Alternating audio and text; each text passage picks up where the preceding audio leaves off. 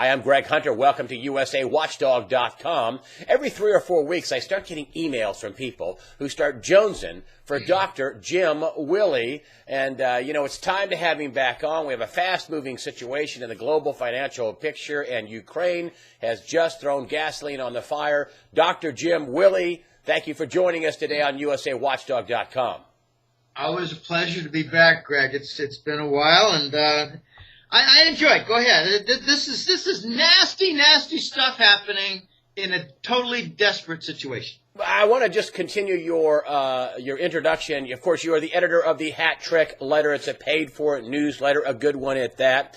It can be found, and you can be found on goldenjackass.com. Just want to get that out of the way. Of course, you are and I want people to know this because I call you Dr. Willie, and I don't do that out of just calling you Dr. Willie like, Doc Holliday or something. Although you are, an outlaw. But anyway, I say that in a good way. But, you have a PhD, an earned PhD from Carnegie Mellon in statistics. So, yes, Dr. Jim Willie is joining us today. Love your newsletter. Let's start with the Ukraine and the desperation you were talking about. Just off camera, I was saying, it just looks like to me that they didn't really think out this plan. And what do you say about this whole Ukrainian, crisis that's been manufactured? Well, let me have a preface that Alan Greenspan did not have a PhD. His was an honorary doctorate. Let's just put that out on the table. What we've got with Ukraine, I believe, is an absolutely desperate situation where the U.S. government realizes we have to stop Ukraine from becoming a central transit point for energy pipelines in the fast-developing Eurasian trade zone. They need to stop the Eurasian trade zone because the United States and England are largely going to be excluded. Okay. Now, if you look at reality behind the curtains and what's going on, I believe this is the third attack against Russian Gazprom, the giant monopoly that Russia controls for natural gas. The first attack was veiled, and it was Cyprus. Okay, Gazprom Bank was gigantic in Cyprus. There were a couple of other large banks, Sberbank, but Russia had been using Cyprus as their clearinghouse window for all bank transactions to the West, and furthermore, that includes the central bank. And furthermore, Russia was using Cyprus as a clearinghouse for buying gold bullion. So the U.S. and Europe tried to do they called it a bank confiscation. No, it was an assault against Russian Gazprom. The second attack against Russian Gazprom was Syria. And we've talked about this before. The Iran pipelines were to be connected with the Syrian ports. And Russian Gazprom was going to have commitments of all that gas. They're going to get the commitments. It's just a matter of time. There's some delays. There's a war in the way. Okay, that's what the U.S. does. There's a war in the way. All right, that gas will be committed to Western Europe. It's going to be Iranian gas line.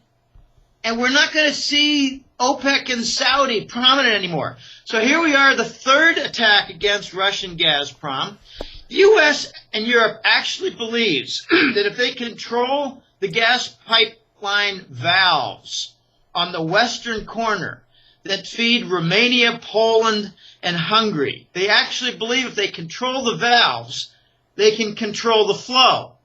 What if the flow is cut off? I mean, you asked me before, why do they do things that appear to be so stupid? And I asked you, have you ever known someone truly desperate who had no options and did stupid things? That's what we're seeing now, Greg. Well, you wrote a piece calling, your most recent piece that just came out last week, that you wrote a piece that talked about the dollar Waterloo. That this is it. And, I see these, the U.S. is going to exclude Russia. They're a creditor. Russia is one of our creditors, as is China. They're going to exclude them from the G8. One of your points is, forget the G8. It's the G20 now. Forget the G8. It's over. So tell me about the dollar Waterloo. What's going to happen to the U.S. dollar? Wow, there are just so many sides closing in on the United States that it's almost becoming a tragic comedy that these Nazis in power in Washington and Wall Street are being revealed as Nazis with lots of different Nazi connections and loans to the Nazis in Germany, which were pure sedition, betrayal, treason. These guys are running out of options. Now, you've got the United States. When I heard that Kerry made a threat to exclude Russia and isolate them, I thought, yeah, right. That's going to backfire, and the U.S. will be isolated. All right, so they want to disinvite. The G7 became G8 when they included Russia. All right, that was a nice gesture. Well, they're a major oil, gas, and metal mineral producer, supplier to Europe and the world. Okay. They deserve to be in there. Maybe they're not a gigantic creditor. They only have something like 160 or 170 billion dollars in treasury bonds. But, you know, that's not the point. If the U.S. tries to exclude them from the G8, most likely the G7 will continue not to meet. They cancel their meetings as often as they have them.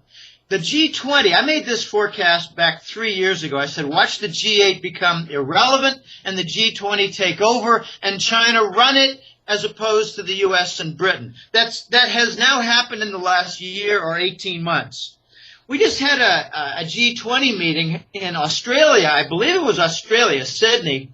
This was just in the last week.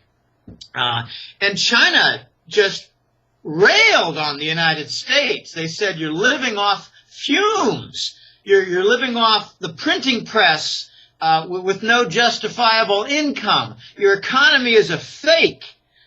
Gosh, I mean, this is getting hostile, and this was in a G20 meeting. I don't give a rat's ass about the G8. Who cares about the G8? What's going to happen next? And this came straight from the Voice. He said, because we were teasing him, saying, well, here's what I think might happen. I said, I believe that Russia is going to cut off the gas pipeline supply to Ukraine and Western Europe. By the way, 25% of all Western Europe gas supply is from Ukraine pipelines and Russia, obviously.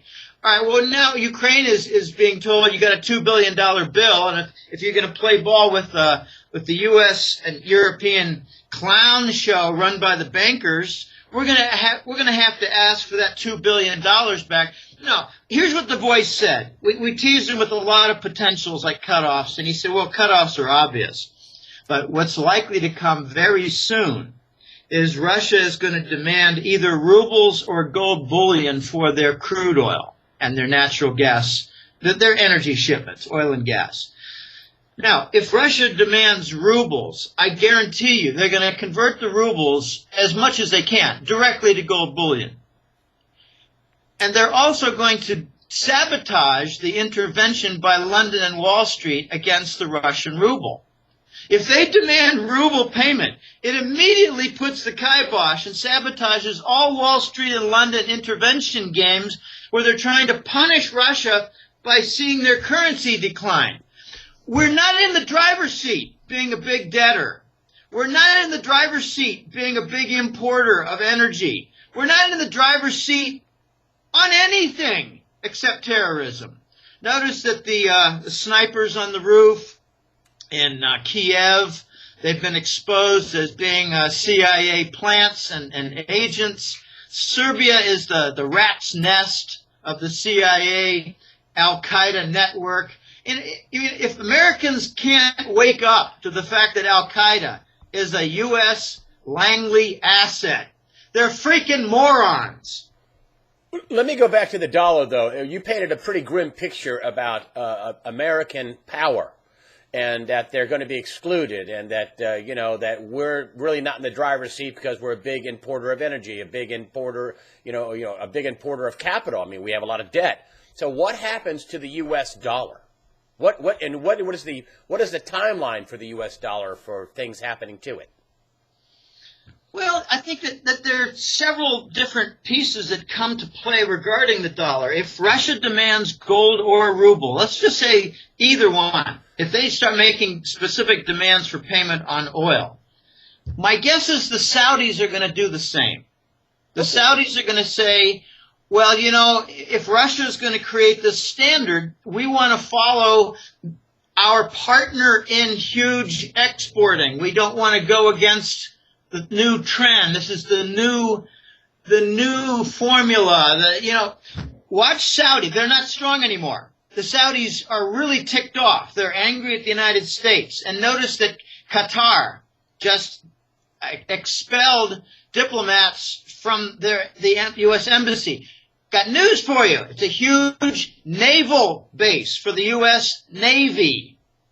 Things are happening quickly. Notice that Qatar expelled diplomats the same week that we're having all the Ukraine problems. So did Russia make a phone call? All right, there's something else. This is a very difficult answer to make succinctly. But there was a leak of a London document for the UK government. The leak came out yesterday and said they will not support the sanctions led by the United States against Russia. They will not join. Okay, once again, Britain backed off the U.S. support in Syria. Now Britain's going to back off the NATO support in Ukraine. I'm expecting NATO to disintegrate from their support, but it's going to take a while to happen. All right, you ask, how is this going to happen? If the Russians break rank and say, we don't want dollar payment for our oil, we want gold or ruble, it's going to start a trend. Then China is going to say, we insist on paying for whatever crude oil, including Saudi, in yuan currency. And what you're going to get is a two-sided squeeze that's going to kill the petrodollar. So the more we pressure Russia, the more China is going to respond with Russia, and the more pressure will be on Saudi to do something to curry favor with China and Russia. Saudi is on the outs right now. So I'm expecting that the response to U.S. pressure will be steps that kill the petrodollar and force banking systems around the world to start divesting of treasury bonds because they won't need them. Well, what's the timeline on that? Because that's the same kind of scenario that John Williams was talking about, the beginnings of hyperinflation in 2014 with people exiting dollar assets, bonds, dollars. Bye-bye. We don't need them. See ya. We're selling them. Give us our cash. We're liquefying. Well, what's the timeline on that? Is that 2014, sometime in the next few months, in the next year? What is your timeline for this big dollar stampede out of the dollar and out of treasuries? Well, let me throw it back on you. Timing is very difficult. Let me throw it back on you. You think Putin is going to hesitate a long time? No. I don't either. And the time between events, we've talked about this a few different times. It's a metric used in reliability analysis and manufacturing quality control. The time between events is really closing. So kind of like an earthquake, the tectonic reverberations, the events are getting closer and closer. And you can say it with the human mother in the birth process. We're getting closer and closer, these dilations. Okay, something's going to happen. It's going to happen soon. I do not think Putin is going to say, well, let's just see what happens. Let's give this a couple months and, let's have some vodka and think about that. No, he's calling the Americans mutants. And, that's an entire story in itself. Russia is really angry. The Saudis threatened the Sochi Winter Olympics. I was hoping that we have no event, and we didn't. But the U.S. and the Europeans took advantage of the Olympics and developed the problems. That's right. There was no accident. That's right. No accident. They took advantage of a kind of an open door. Hey, Putin's not going to do anything during the Olympics. So now the Olympics are over, and as soon as it was over, their parliament made a unanimous approval for military action. There's some arguments that maybe Russia and Putin want to split Ukraine in half, the eastern half being Russian-speaking. I think it's kind of possible. Oh. The biggest asset Russia has in Ukraine is the Crimean naval base. Yeah, okay. It is their only warm water port in the world. Home of the Black Sea Fleet. They're going to give that up. They wouldn't give up Tardis. They're not going to give that up. They're not going to give it up. I mean, would the United States give up the Chesapeake? No. Okay, no. This is why I say this plan was so stupidly thought out. I mean, what did they think he was going to do if they're going to take away the Black Sea naval base? Excuse me, invade. I'm not even I'm not even an expert. I have no contacts like you do. Just as a regular guy reading the paper and looking at the news, I'd say he's going to invade. I mean, couldn't they know that? There might be a much bigger, more sinister plan that I really don't want to get into much in depth, but I'm going to mention. It could be that the whole point here is to provoke Putin and Russia into making a first strike. And if they make a large, let's just say large, I don't like using the N-word. If they make a large strike, then the U.S. is going to come back 20 times larger and destroy the Russian nation.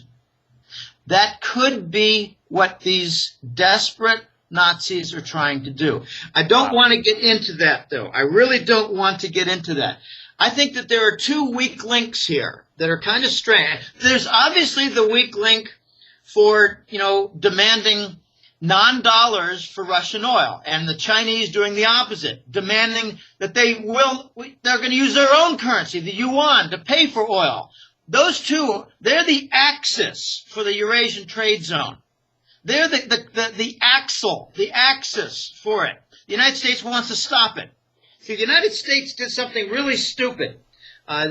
They tried to exclude China from the Trans-Pacific Partnership and say to Korea and Japan, and all the other Indonesian, let's make us really work with the U.S. and Canada, and we don't really need China. Are you kidding me? Now what they're trying to do is exclude Russia from the G8. There's so many little queer parallels. I think it was a very big mistake to invite Ukraine into the NATO. It's like, can you imagine the Russians saying, let's invite Puerto Rico and the Dominican Republic into the Soviet Union? Yeah, the Soviet Federation, yeah. Yeah. Well, okay. Yeah, the Russian Federation. I'm talking in the past. Yeah. Here are the two weak links that I see as kind of unusual. And, I like to think of the unusual because often they come to pass, and most people don't have this on the radar. Could it be that Turkey is the weakest link in NATO? Turkey? Yes, Turkey with their currency problems, yes. Yes, with their government problems, yes. They got a lot of different problems, and they got some big fraud cases that have nothing to do with the United States. They've got some cases that have to do with helping out Iran with some of their gold settlement and what I call the Iran workarounds, which are an enormous development in the last year and a half. The Iran workaround is the prototype for gold trade settlement. But I believe Turkey might break ranks from NATO. And if they get angry enough, they might say something like, and you can't use our Incirlik Air Force Base for your Afghan heroin anymore. The U.S. uses Turkish Air Force Base at Incirlik as a primary movement, transition, distribution point for Afghan heroin. Okay, here's another weak link that's, way off the radar. But the Voice tipped me off a couple weeks ago. We were wondering, is this the time that Germany could break away? And the whole German story is enormous. Germany is going to say, we've had enough of London and Washington. We've had enough. Yeah, well, they lost their gold. Well, they lost their gold. We stole that. You call it rehypothecation all you want. And even London and France said, look, we could start a war in Mali and pay you back. I mean, that's the message. But Germany, with their mad cow Merkel, just might wake up. The bankers with Deutsche Bank, they're in big trouble. With Deutsche Bank about to be split up, the Germans might decide, Now is the time. These Americans and British, they're way out of control. We want an alliance with Ukraine and Russia. We don't want to cause problems. And besides, we got all this Russian liquefied natural gas coming in on the Nord Stream and the North Sea undersea LNG pipelines. Germany and Russia are already commercial allies. But I'm leading to a point here. Here's the outlier, the little wild card. It could be Finland that says we're not going to have the euro monetary union anymore. We're not going to use the euro currency. Finland. Yeah, we're going to use the ruble. It could very well be, because I don't think it would be a shock in the next year to see the Russians come out and say, we got over 20,000 tons of gold and we're going to back our ruble with gold and screw the dollar. I've been told they got over 20,000 tons of gold. I've got a source that has seen their tunnels and been in them under the Kremlin. He's also assured me that the Chinese have over 15,000 tons. Now you got these rumors that the Chinese are about to announce a 3,000-ton gold reserve. Well, what if they say it's 9 or 8, like Fort Knox? And then they allow rumors to float around that it's more like 15 or 17,000 tons. Now, the Russians and Chinese, in the next year or 18 months, I believe, are going to let it be known that together they own close to 40,000 tons of gold. And they're going to start backing a real currency and do a real global reset, a real return to the gold standard, and screw the dollar with all its toxic sovereign bonds and its printing presses and exchange stabilization funds and its interest rate derivatives and all the different terrorism that's behind it. I made a joke when I started the newsletter, Greg, back in 2004. I said one of the principal, foundations of the dollar, it's not gold, it's the military. We're seeing it now. Let's get back to what it looks like on Main Street this year, next year. What are Americans going to feel who are just taking the blue pill? I mean, friends of mine just think I am crazy. They didn't even want to read my site. It's too painful. A friend of mine last night said, things are getting better. I just went, oh, God, yeah, okay, whatever. But, what does America look like when this, I believe, I'm in your camp, my friend. What does America look like when this dollar quits getting used and people shun it and we have problems with Saudi Arabia and Saudi Arabia starts taking payment in yuan? Europe starts paying Russia in ruble or gold. What does the dollar look like? What's the backflow on the U.S.? What does that look like? I think it's going to be accelerated, hyper acceleration in QE bond monetization. Because if nations start dumping their treasury bonds in order to buy Russian oil, they're going to have to trade their treasury bonds for gold or for rubles. They're going to have to do whatever is necessary to obtain their crude oil. And Russia is a bigger supplier than the Saudis. Yes. And they've got tremendous reserve capacity, whereas the Saudis have been lying about their reserve capacity. They don't have much in the way of excess at all. So all these different nations are going to dump the treasury bond. And I believe the result will be that Janet Yellen's going to have maybe an accident in her pants or dress every single day and ramp up the QE volume while at the same time they ramp up into overdrive the interest rate derivative. So the response to the petrodollar demise and the Russian-Chinese attack against the dollar and treasury bond, the treasury bond just the trading vehicle, the reserve item, asset sitting in the banks that earn an interest. That no longer earn an interest. All these nations are going to be dumping. So the U.S. is going to have to use the Fed to compensate. And as the pressure becomes acute, and as they break the interest rate derivative machinery, and as they lose the support of the nation and the world and the banking community for hyperinflation that's not tapering but is doing the opposite, we will see the launch of the shit dollar. or if you don't want to edit it out, I'll call it the Scheisse dollar. The U.S. is going to have to split and make its own dollar because they are ruining the global dollar. Now they need to make, Greg, a domestic dollar so they can wreck it, just like Venezuela. Your model for what's coming to the United States is Venezuela. They had two different devaluations totaling about 73%. It happened bang, bang, 4 or 5 months apart, which resulted in 100% price inflation and tremendous shortages because the suppliers would prefer to sell to foreign entities. So you're saying 100% price inflation in America. Gas, instead of being $3.50 or whatever, it'd be $8, $9, $10 a gallon. Well, you can't just multiply everything by 2. What you're going to get is that imports are going to double in price after the shocks. Okay, what do we import? We import 2/3 of our oil. We import less of our natural gas because we've done this fracking nonsense that has destroyed and contaminated the water table. Now they're doing fracking in Ukraine. I didn't mention one of the key elements of Ukraine. Ukraine is a giant breadbasket. It's a wheat field.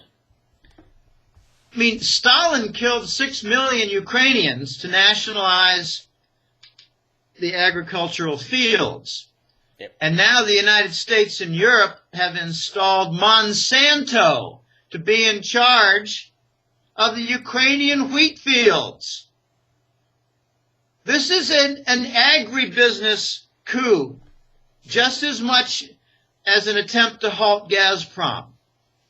The food supply for Europe is now going to be genetically modified.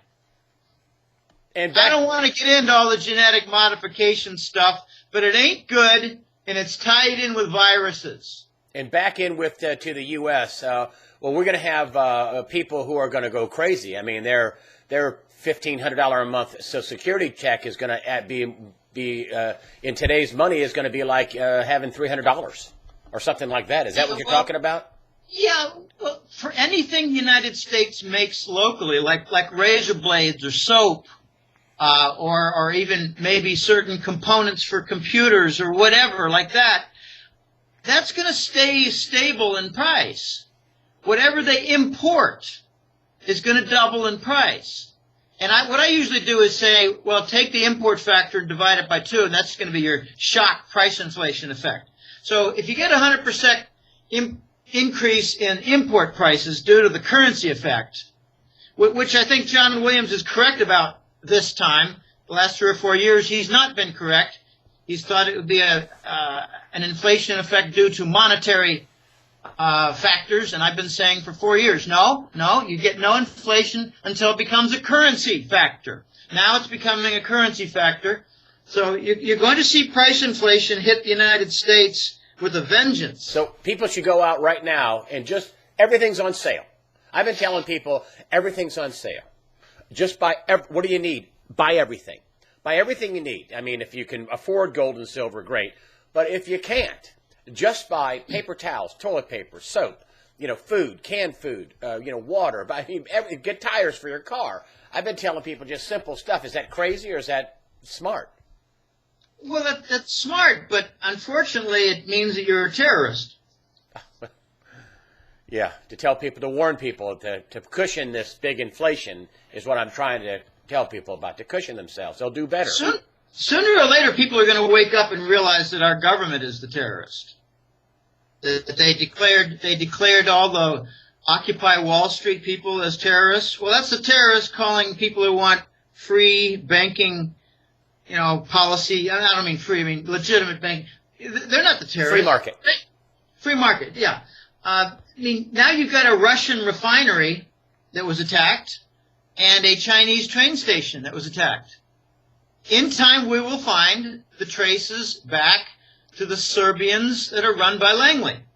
This is so deep and so ugly that I get very bothered by it, but I think we're going to face some resolutions soon. The Americans are not going to wake up until their resolution. What do you mean by that? The dollar gets rejected. If the dollar gets rejected, the United States has to make its own dollar. And that's when the inflation. That's when the inflation takes off. The dollar's going to be rejected as long as Washington controls it. When Washington stops controlling it, the international dollar will be born, and it will be the same as before. All the dollars sitting in banks, Singapore, Hong Kong, Switzerland, Panama, all those dollars will be fine. They'll be fine. But right now there's a threat. Everybody is saying, get your hands off the dollar. You're wrecking the dollar at the Fed. You've got deficits in the United States. You're funding aggressive wars. You've got $18 trillion zero interest rate loans given to bankers around the world. You've got QE wrecking the dollar. Get your hands off the dollar. Make your own domestic dollar, then wreck it, just like in Venezuela. Now, the U.S. is not going to wake up until the dollar is rejected under U.S. control, and the U.S. must make its own dollar, and then the United States must come to grips with being a third world nation in its finances, and its banking policy, and its legal system, and its war aggression, and its infrastructure decay, and its voter rigging corruption. The United States is a third world nation. We need to wake up to that and do something about it. But it's not going to be fixed until these guys are cleaned out. And they won't be cleaned out until they steal everything in sight and confiscate your bank account. So the people out there wondering what can they do?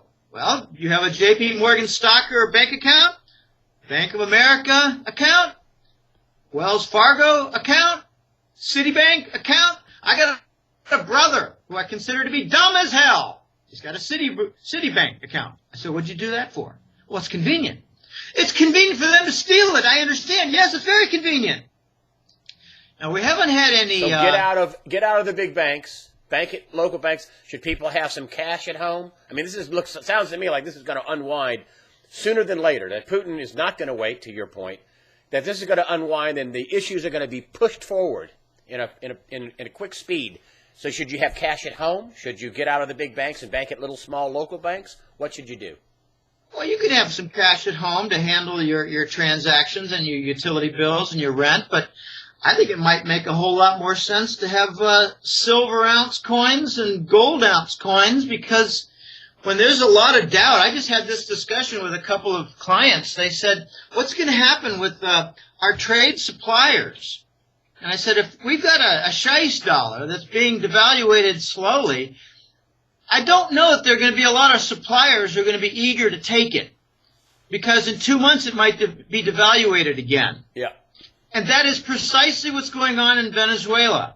And I said, on the other side, I don't think many countries are going to be willing to have U.S. investments with the new dollar, because they don't want. Okay, there's like a period. It's the lubrication. It's the overnight loans. It's the credit. It's the letters of credit. It's the 30-day credit.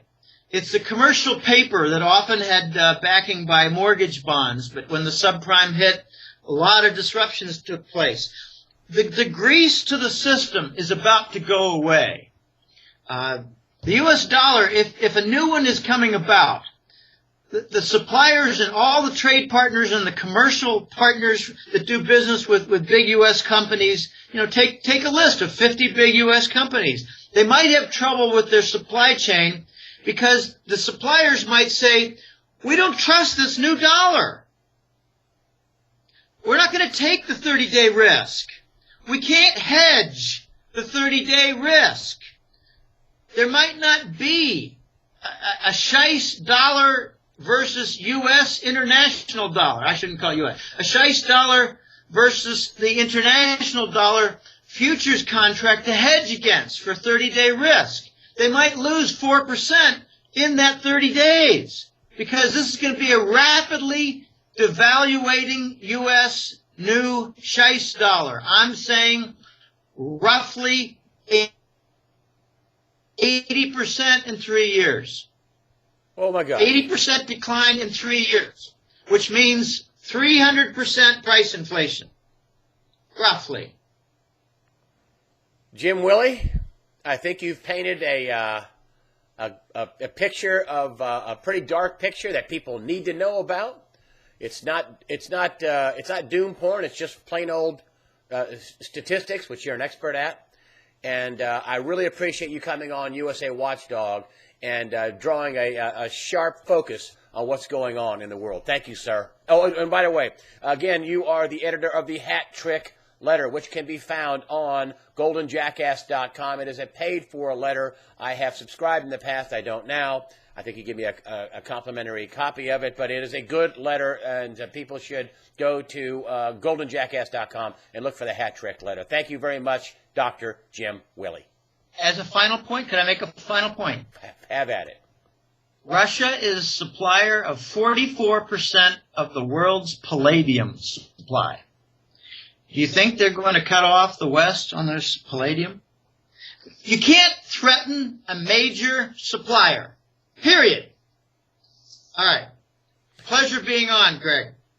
Thank you very much, Dr. Jim Willie, goldenjackass.com, the editor of the Hat Trick letter. Thank you so much for joining us today. My pleasure.